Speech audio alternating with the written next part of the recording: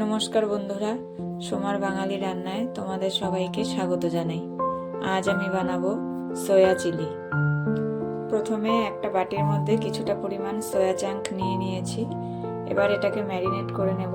প্রথমে দিয়ে দেব 1 চামচ নুন, 1 চামচের মতো লঙ্কা গুঁড়ো, 1 চামচ রসুন বাটা, কিছুটা পাতিলেবুর রস, দিয়ে দেব একটা ডিম, কিছুটা পরিমাণে কর্নফ্লাওয়ার, দিয়ে দেব 1/2 চামচ গোলমরিচের গুঁড়ো।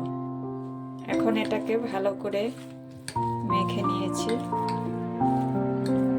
এখন এটা 10 মিনিটের মতো ঢেকে রেখে দেব।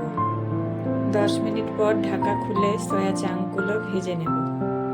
ভাজার জন্য প্রথমে কড়াইয়ে তেল দিয়ে দিচ্ছি কিছুটা পরিমাণে। তেল গরম হয়ে গেছে, এখন সয়া চাঙ্কগুলো দিয়ে ভেজে নেব। ভালোভাবে ভাজা হয়ে গেছে, এবার নামিয়ে নেব। এবারে ওই তেলে দিয়ে দেব রসুন কুচি, দিয়ে দেব কেটে রাখা পেঁয়াজ ও ক্যাপসিকাম, ভালোভাবে নেড়ে দেব। দিয়ে দেব 1 চামচ নুন। একটা বাটিতে কিছুটা পরিমাণ জল নিয়ে নিয়েছি। এবারে দিয়ে দেব soya sauce, green chilli sauce, কিছুটা টমেটো সস, 1 চামচ কর্নফ্লাওয়ার। ভালো করে মিশিয়ে নেব। মেশানো সব কিছু এবারে দিয়ে দেব, ভালোভাবে নেড়ে দেব।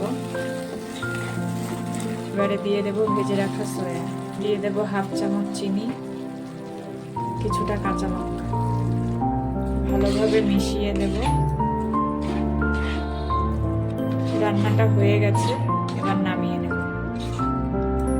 তৈরি হয়ে গেল চিলি সয়া।